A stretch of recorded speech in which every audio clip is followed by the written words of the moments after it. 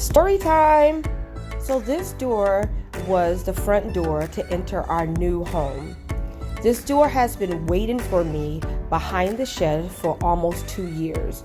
As a matter of fact, in a couple of days, July this year, we're in 2023, it will be 2 years that this door has been waiting on me. Once again, it was the door to enter our new home. But the problem with the door, it was narrow, it was too small, and we couldn't fit anything in the home. That was with all the doors. So we had to replace all the doors and widen the doorway. So I took this door. I knew it was custom built. Few people wanted to buy it off me. I said, oh no, I have plans for this door. I just thought it was the cutest door, and I thought it would look perfect somewhere in the garden. I didn't know exactly where I was going to place it yet in the garden. I had a couple of places that I thought about, but after I get it all situated, I was going to make that decision. So as you can see, I cleaned the door up, and not only did I have to clean the door, I had to clean up this workspace. I know we all have an area in the garden where we just keep our stuff and our tables and everything goes there, and that's me right here cleaning up this workspace.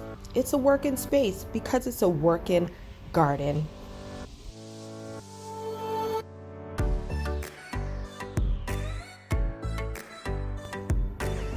So here I am, like, am I going to be able to get this door safely on this table? I did it. My girls know how much I like the color purple. So I had purple paint on hand, and so I decided that I was going to paint this door with that particular paint. I thought it would make such a nice, splash of color in the garden area once I get this door cleaned the way I want. I decided to stand the door up so of course the water can fall down. And here I am. I got that purple paint that me and my daughters talked about. Here's one standing here with her cute little pink bonnet, and I got to work.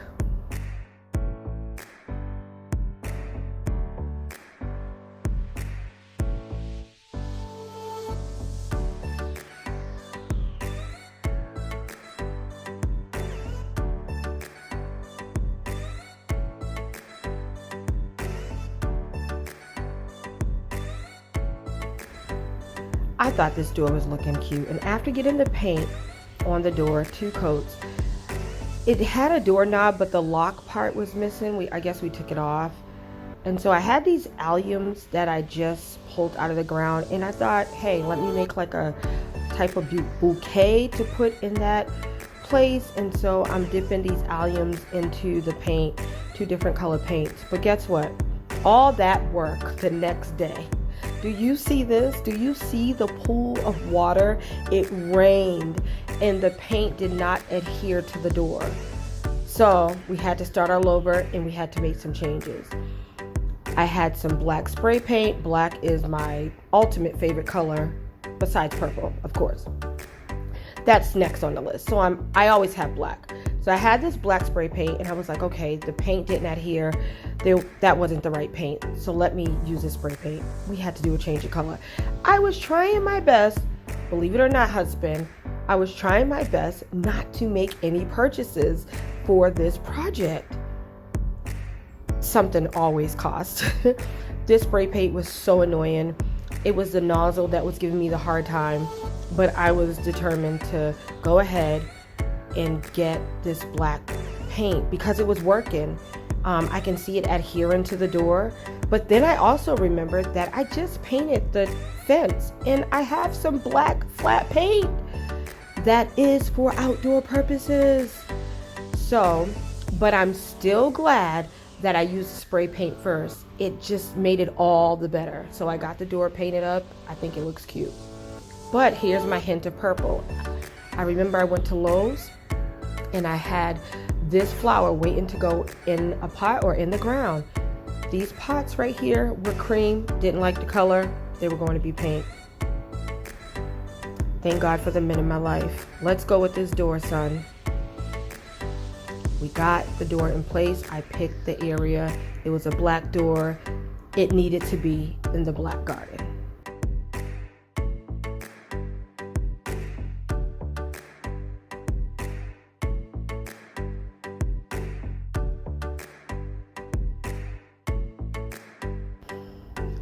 So we get the door into place. I step back. I love it. It's time to clean it up.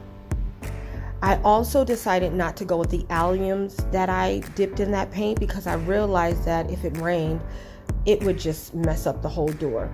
But I did find something in the garden, and I'll show you a close-up in a minute, but it was like this bike. I had a welcome sign. It had a bike on it. I kind of disconnected it. I hung the welcome sign on the planter, and I was able to put the bicycle on where the lock was missing. I think it turned out so cute. Oh, wait, just wait for it.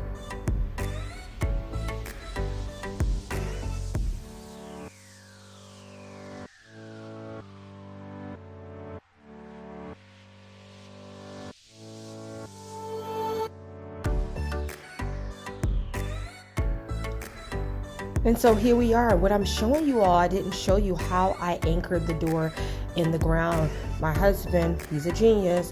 I got some T-posts and I spray painted the T-posts because we all know they come in green. There goes the little bike. You like the little bike? And I was able to spray paint the T-posts and dig them in the ground. I put one on each side, and then one in the front on each side and one in the back on each side. And it worked. And there goes the welcome sign that was attached to the little bicycle. I'm trying to step back and give you all a whole shot. I just thought it turned out so cute. I also try to be aware, and not show my neighbor's house, but sometimes it just happens like that. I think it came out great. I think it came out awesome. This door has been waiting for 2 years, and I think this is the perfect spot. I also like the fact that I used the T-post to anchor the door down because I'm gonna do better, guys.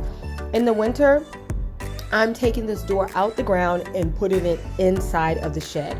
And I'm gonna be able to do that because of the way I anchored it in the ground. But yeah, when the sun hits it, it's just cute. I went ahead with what's not here is I added some lights on the side, some lights in the front, and so I'm gonna see how that looks. I'm thinking about adding some string lights, and I also changed the flower pot as well. I'm gonna be growing green beans out of that. I took the flower out and put it in the ground, and I'm gonna be growing green beans.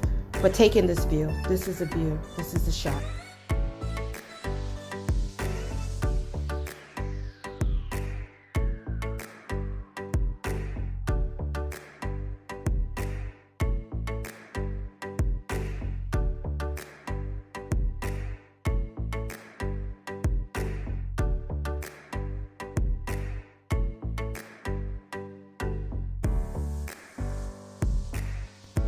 The walk up, it's the walk up for me. Bye. Thanks for viewing our videos at PoweFolk Living. Have a great day.